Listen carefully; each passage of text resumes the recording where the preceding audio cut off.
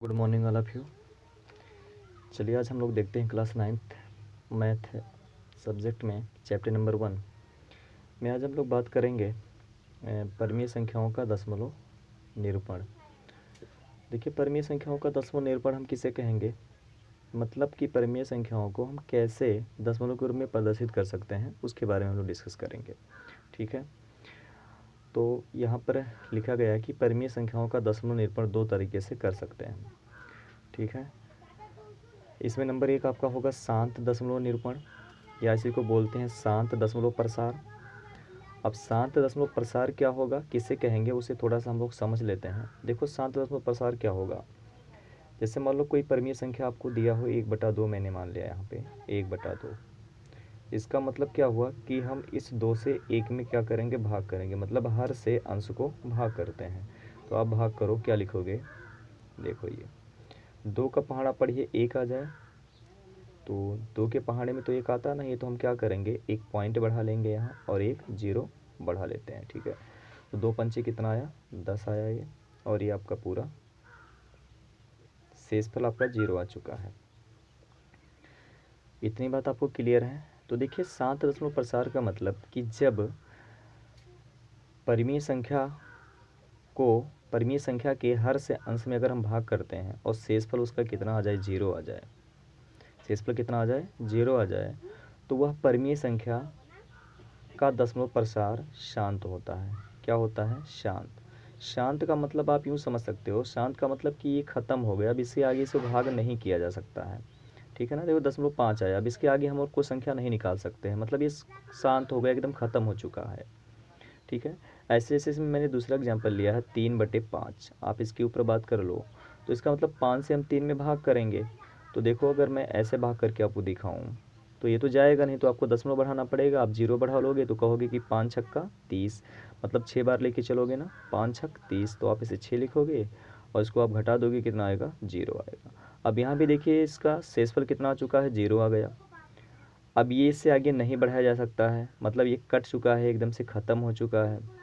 अब ये ख़त्म हो चुका है, इसका मतलब शांत हो गया है, एकदम क्या हो चुका है, शांत। इसको आगे और नहीं बढ़ाया जा सकता है। तो इसलिए हम क्या कहेंगे कि 3/5 का दशमलव प्रसार कैसा होगा, शांत होगा। कैसा होगा भैया, शांत होगा। ये बात क्लियर है, ओके। ऐसे ऐसे में देखो 2/5 दिया है या 4/25 दिया है। मैं एक आखिरी वाला एग्जाम्पल देख लेता हूँ, 4/25 दिया है। इसका चेक कर लेते हैं कि इसका दशमलव प्रसार शांत होगा कि अशांत होगा। तो काम क्या करते हैं, हर से अंश को भाग कर देते हैं, तो मतलब 25 से भाग करेंगे 4 को। अब देखो, 25 का पहाड़ा पढ़ो 4 आ जाए तो नहीं आएगा, क्या करोगे आप, दशमलव बढ़ाओगे। ठीक है ना, और एक 0 बढ़ा लेंगे, तो 25 एकम 25 एक बार जाएगा तो कितना आ जाएगा शेषफल, आप बताओ, 15 आएगा। अभी भी देखो, और कितनी बार लेके गए हो आप, 4 बार लेके गए हो, ओके, सॉरी, एक बार लेके गए हो, एक बार गया ये। अब देखो क्या करेंगे, एक 0 आप बढ़ा लेंगे, कितना हो जाएगा, 150, 150। अब 25 का पहाड़ा पढ़ेंगे तो 6 बार जाएगा, तो इसको मैं यहाँ लिख देता हूँ ऐसे, ओके। तो ये 150 आ चुका है आपका, और एक कट के शेषफल इसका 0 आ गया। तो हम क्या कहेंगे कि इसका दशमलव प्रसार शांत है। किसका दशमलव प्रसार शांत है, 4/25 का। क्यों, क्योंकि उसका शेषफल 0 आ चुका है। ठीक है, तो ये बात क्लियर है आप लोगों को।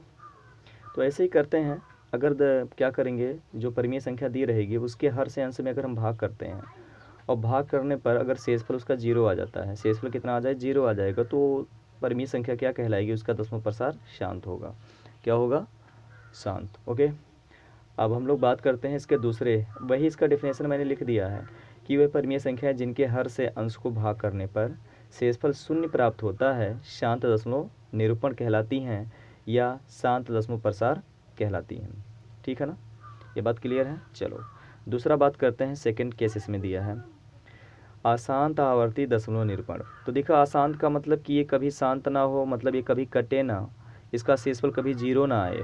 अशांत का मतलब कि शेषफल कभी 0 ना आए, और ये जो भागफल है ये हमेशा ऐसे चलता ही रहे, मतलब कभी ये कटे ना। यहाँ पे कट के तो 5 हो गया था, इसके आगे नहीं बढ़ाया जा सकता था। लेकिन अशांत वाले में क्या होगा कि भाग करेंगे तो भाग करने पे जो शेषफल होगा कभी 0 नहीं आएगा। और आवर्ती शब्द इसमें लगा, आवर्ती का मतलब होता है कि बार बार किसी चीज़ की पुनरावृत्ति हो। अब इसमें क्या, जब अभी आवर्ती वाला हम एग्जाम्पल देखेंगे अशांत वाला, तो क्या पाएंगे कि उस संख्याओं में बार बार एक संख्या की पुनरावृत्ति होगी, या किसी दो संख्या की पुनरावृत्ति होगी, या तीन संख्या की पुनरावृत्ति होगी, या किसी पैटर्न की, किसी समूह की पुनरावृत्ति होगी, ऐसे। ओके, तो आइए इससे पहले समझ लेते हैं एग्जाम्पल के थ्रू। जैसे 1/3 में ले लिया मैंने एक एग्जाम्पल, 1/3। आप देखो क्या करेंगे, 3 से 1 में भाग करना है ना, मतलब 3 से 1 को भाग करना है। तो आप भाग करोगे, बताओ 3 का पहाड़ा पढ़ो 1 आ जाए तो नहीं आएगा। आप क्या करोगे, दशमलव, और यहाँ पे 0 करोगे तो 3 त्रिका 9। आप इसे आप घटा दोगे, कितना आएगा, 1 आएगा। फिर वही काम करोगे, आप 0 बढ़ाओगे, एक बार कितने बार लेके चले थे, 3 बार। अब फिर 3 बार लेके चलोगे, 3 त्रिका 9, फिर घटाओगे, कितना आएगा, 1 आएगा। आप 0 बढ़ा लोगे, फिर कितनी बार लेके चलोगे, आप 3 बार लेके चलोगे। यहाँ मैं लिख देता हूँ 3, पुनः मैंने 3 बार लेके गया तो फिर ये शेष पर कितना आया, 1। उसके बाद फिर 0 आप बढ़ाओगे, फिर 9 आएगा। फिर आप 3 बार लेके गए तो कितना शेषफल आया, 1 आया।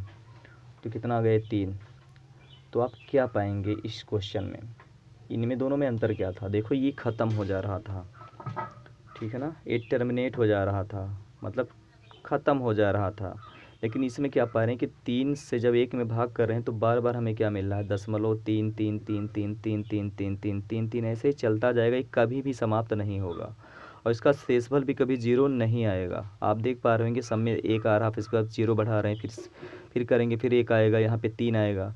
तो यहाँ पर 3 की बार बार क्या हो रही है, पुनरावृत्ति। पुनरावृत्ति का मतलब कि 3 संख्या बार बार आ रहा है, और बार बार आने को ही क्या बोलते हैं, आवर्ती कहा जाता है। क्या बोलते हैं, आवर्ती।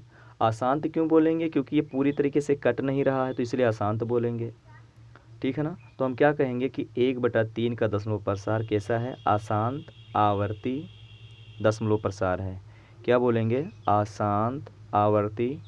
अशांत क्यों बोलेंगे, क्योंकि ये इसका भागफल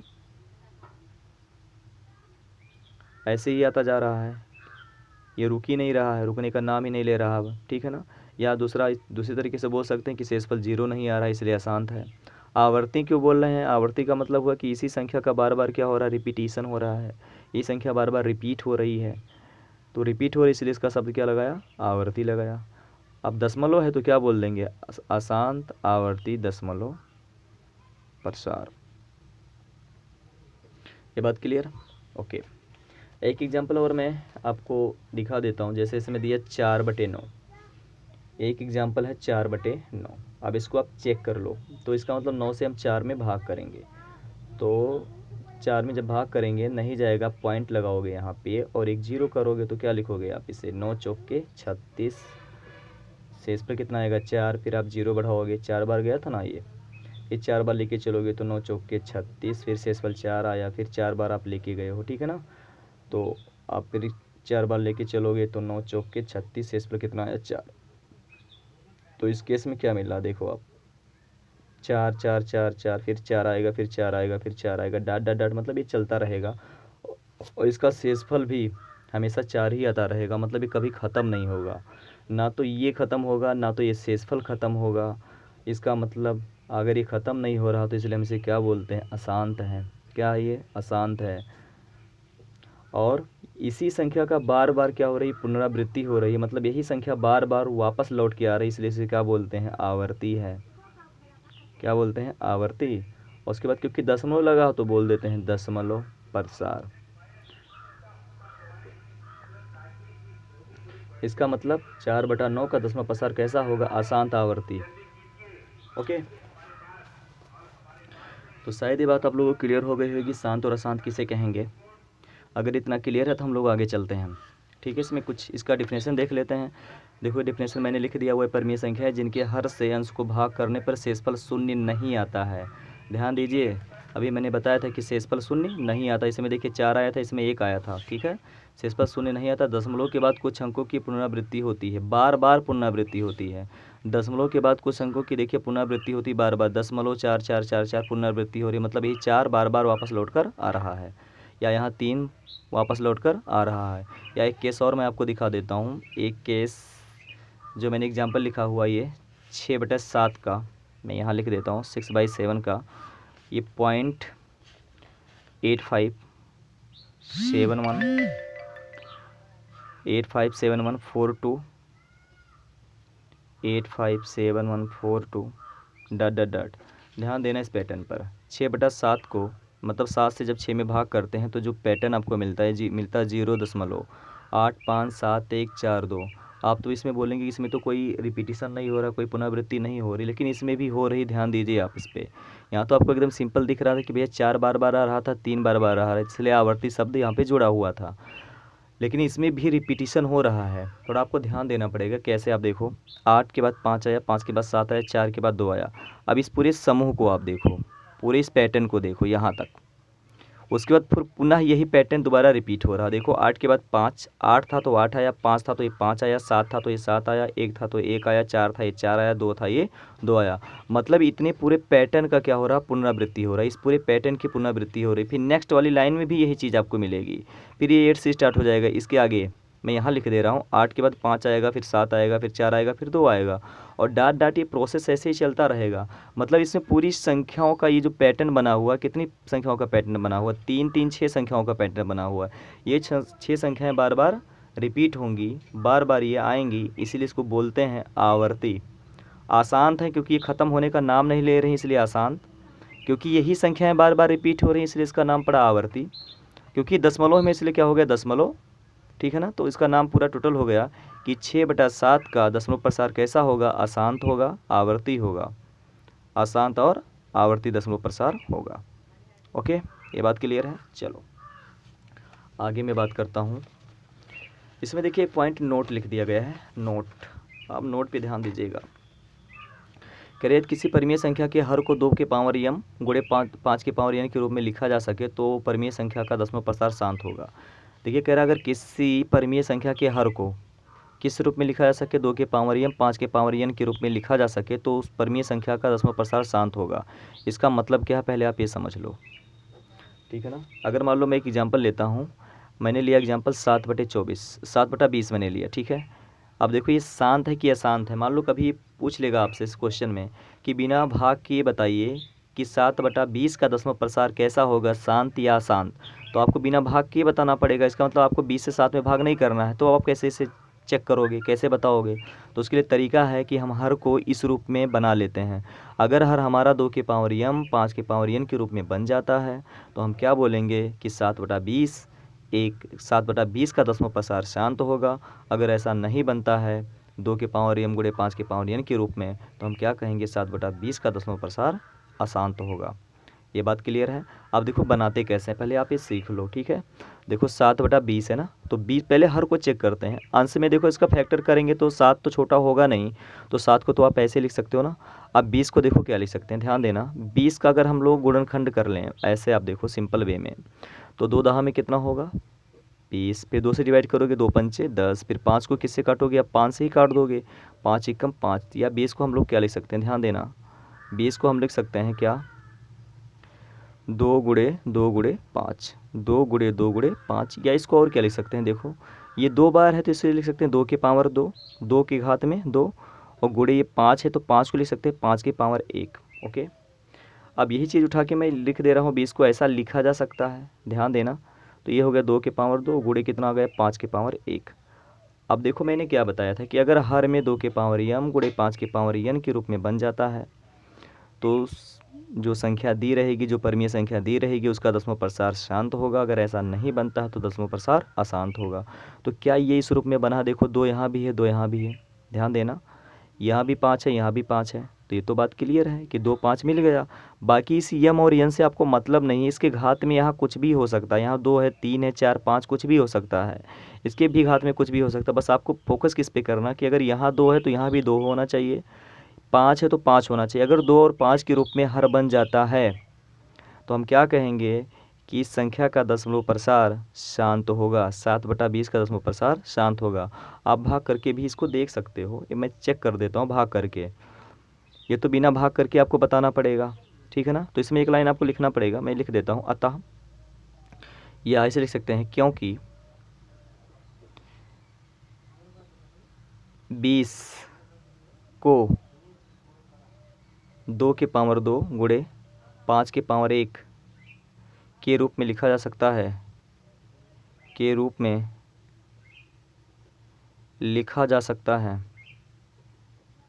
लिखा जा सकता है, इसलिए 7/20 का दशमलव प्रसार शांत होगा। कैसा होगा? शांत होगा। बात ही क्लियर है आप लोगों को? चलो आगे हम लोग बात करते हैं। तो वही चीज़ मैंने यहाँ पर लिख दिया है, उसकी एग्जाम्पल 7/20 से मैंने लिया है और यहाँ लिख दिया कि 2 के पावर 2 गुणे 5 के पावर 1 के रूप में लिखा जा सकता है। किसको? हर को। इसलिए 7/20 एक शांत दशमलव प्रसार को प्रदर्शित करेगा। ओके, अब बात करते हैं अपरिमेय संख्याएं। अपरिमेय संख्याएं किसे कहेंगे, थोड़ा इसके ऊपर हम लोग बात कर लें। अपरिमेय संख्याएं किसे कहते हैं? देखिए, वह संख्याएं जिनको P/Q के रूप में ना लिखा जा सके। ध्यान देना, ना लिखा जा सके। वह संख्याएं जिनको P/Q के रूप में ना लिखा जा सके अपरिमेय संख्याएं कहलाती हैं। अथवा सेकंड डेफिनेशन इसका दिया, जिन प्राकृतिक संख्याओं के वर्गमूल घनमूल पूर्णतः ना निकाला जा सके अपरिमेय संख्याएं कहलाती हैं। ध्यान देना, जिन प्राकृतिक संख्याओं के वर्गमूल घनमूल पूर्णतः ना निकाला जा सके अपरिमेय संख्याएं कहलाती है। मैं आपको समझाता हूँ क्या है। आपको बताया गया अपरिमेय संख्याएं किसे कहेंगे, जिनको P/Q के रूप में ना लिखा जा सके। क्योंकि हम जब पहले पढ़ चुके हैं कि P/Q के रूप में अगर जो संख्या होती है उसे क्या बोल देते हैं? परमीय संख्या बोलते हैं। आप क्या बोलते हो? परमीय बोलते हो ना, परमीय संख्या। बस यहाँ छोटी सी कंडीशन आपको बताई जाती है कि Q का मान 0 नहीं होना चाहिए, मतलब हर का मान 0 नहीं होना चाहिए। ओके, तो अगर अपरिमेय इसी का जस्ट उल्टा हो जाएगा। वह सभी संख्याएं जिनको हम P/Q के रूप में ना लिख सके अपरिमेय संख्याएं कहलाती हैं। अच्छा, ये संख्याएं होंगी क्या? ध्यान देना आप। और दूसरा मैंने आपको बताया कि जिनका वर्गमूल ना निकाला जा सके या जिनका घनमूल ना निकाला जा सके, पूर्णतः ना निकाला जा सके। जैसे मैं एग्जांपल लेता हूँ, जैसे मैंने लिया एग्जांपल √2। ध्यान देना, अब देखिए √2 का वर्गमूल नहीं निकाला जा सकता है, इसलिए ये अपरिमेय संख्या है। ध्यान देना बात, ये √2 कौन सी संख्या होगी? अपरिमेय संख्या होगी। मैं दूसरा एग्जांपल लेता हूँ, जैसे मैं एग्जांपल ले लूँ √4। ध्यान देना, √4 ये परमीय है कि अपरिमेय है, तो इसे चेक करना पड़ेगा कि इसका वर्गमूल निकाला जा सकता है कि नहीं निकाला जा सकता। वर्गमूल का मतलब आप जानते हो ना कि जैसे 4 दिया है तो 4 को क्या करेंगे? गुणनखंडन करेंगे, जो बचपन में हम लोग करते थे 6, 7, 8 में। इसको आप क्या लिखोगे? 2 दूनाई 4, फिर 2 से डिवाइड करोगे, 2 एकम 2। तो इसको आप 4 को क्या लिख सकते हैं? देखो 2 गुणे 2, इसमें जोड़े में से एक को निकाल लेते हैं, जो आता है उसी को हम क्या बोल देते हैं? 4 का वर्गमूल। तो यहाँ लिखेंगे 4 का वर्गमूल कितना है? 4 का वर्गमूल बराबर 2। ये 4 का वर्गमूल 2 हो गया, मतलब जोड़ा बनाते हैं, जोड़े में से एक निकाल लेते हैं, वही आपका क्या हो जाता है? वर्गमूल हो जाता है। तो ऐसे यहाँ देखिए 4 को क्या, 4 का क्या वर्गमूल निकाला जा सकता है। तो जाहिर सी बात है भैया 4 को जब इस रूप में ले सकते हैं 2 गुणे 2, तो इसका वर्गमूल कितना हो जाएगा? √4 का 2 हो जाएगा। तो इसको आप क्या ले सकते हैं कि √4 को लिख सकते हैं 2 गुणे 2। अभी मैंने यहाँ बताया है कि 2 गुणे 2, या इसका जोड़ा बना, जोड़े में से एक निकाल लेंगे तो ये रूट हट जाएगा, ये जो यहाँ पे रूट लगा हुआ है ये हट जाएगा। तो इसका वर्गमूल कितना आ चुका है? 2 आ चुका है। अब 2 आप बताइए परमीय है कि अपरिमेय है? तो आपको बताया गया था परमीय संख्याओं में, क्योंकि अगर 2 लिखा है तो 2 के बटे में 1 भी लिख सकते हैं। अगर बटे में 1 लिखा जा सकता है तो इसका मतलब ये किस फॉर्म में हो गया? P/Q के फॉर्म में आ गया। ये P की वैल्यू 2 हो गई, Q की वैल्यू कितनी होगी? 1 हो गई। अब अगर P/Q के फॉर्म में आ चुका है तो इसे हम क्या बोलेंगे? परमीय संख्या है या अपरिमेय संख्या नहीं है। तो वही आपको बताया गया है कि वह सभी संख्याएं जिनको P/Q के रूप में ना लिख सके उनको हम क्या बोलते हैं? अपरिमेय संख्याएं कहते हैं। या दूसरा बताया गया है कि वह संख्याएं जिनका वर्गमूल या घनमूल पूर्णतः ना निकाला जा सके क्या कहलाती हैं? अपरिमेय। जैसे मैंने √2 लिया तो √2 एक अपरिमेय संख्या, ध्यान दीजिएगा आप। √3 लिया तो √3 भी क्या होगा? एक अपरिमेय संख्या। √4 का देखिए वर्गमूल निकाला जा सकता है, इसलिए ये अपरिमेय नहीं होगा, ये परमीय होगा। √5 की बात कर लो तो √5 अपरिमेय होगा। √6 की बात कर लो अपरिमेय होगा। √7 की बात कर लो, ये अपरिमेय संख्याएँ हैं। √8 की बात कर लो, ये अपरिमेय संख्याएँ हैं। ठीक है ना? √8 कौन सी संख्या है? अपरिमेय संख्या है। मैं √9 की बात करूँ तो देखिए √9, अब यहाँ पे रूट में अगर 9 आया तो देखिए 9 का वर्गमूल निकाला जा सकता है। क्यों? क्योंकि इसे आप लिख सकते हो 3 गुणे 3, इसका जोड़ा बना तो जोड़े में से एक बाहर निकाल लोगे तो रूट हट जाएगा। तो इसका वर्गमूल कितना आ गया? 3। अगर ये 3 आ चुका है तो इसके बट्टे में हम लोग क्या लिख सकते हैं? 1 लिख सकते हैं। अब अगर 3/1 हो गया तो ये P की वैल्यू हो गई, ये Q की वैल्यू हो गई, इसका मतलब ये परमीय संख्या हो चुकी है। कौन सी संख्या हो गई? ये परमीय संख्या। बात क्लियर है? तो अपरिमेय संख्या किसे कहेंगे? वह सभी संख्याएं जिनको हम P/Q के रूप में नहीं लिख सकते हैं, अपरिमेय संख्या कहलाएंगी। तो ये जो रूट वाली संख्याएं होती हैं जिनका वर्गमूल नहीं निकाला जा सकता है वो अपरिमेय संख्याएं होती हैं। जैसे मैंने आपको कुछ एग्जांपल दिया, √2, √3, √5, √6, √7, √8, उसके बाद √10 आ जाएगा, √11 आ जाएगा, √12 आ जाएगा, √13 आ जाएगा। ये सभी संख्याएँ क्या कहलाएंगी? अपरिमेय संख्याएँ कहलाएंगी। ये बात क्लियर है आप लोगों को। और अपरिमेय में कुछ एग्जाम्पल्स ऐसे हैं, जैसे मान लो पाई आ जाए। पाई जानते हो आप? पाई एक भी अपरिमेय संख्या है। कौन सी संख्या होगी? अपरिमेय संख्या, अपरिमेय संख्या है। लेकिन अगर पाई का मान दे दे कि पाई बराबर, देखो पाई का मान 22/7 दे दे, तो इसे हम बोलते हैं परिमेय संख्या है। ऐसा क्यों?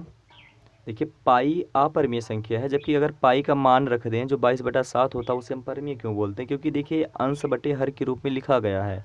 इसका मतलब ये p है और ये q है। अगर p/q के रूप में लिखा गया तो इसका मतलब ये परिमेय होगा। तो अगर जब पाई का मान रख देते हैं तो उसे परिमेय बोलते हैं। अगर केवल पाई पूछेगा आपसे तो पाई को हम क्या बोलेंगे कि पाई एक अपरिमेय संख्या है। ये बात क्लियर है? ओके। और भी कुछ नंबर्स ऐसे भी होते हैं, जैसे एग्जांपल्स मैंने यहाँ पे लिए हैं, आप देख लो। 1.311311, उसके बाद 311, उसके बाद क्या लिख सकता हूँ 31111, उसके बाद क्या लिख सकता हूँ 31111 और डॉट डॉट डॉट ऐसे।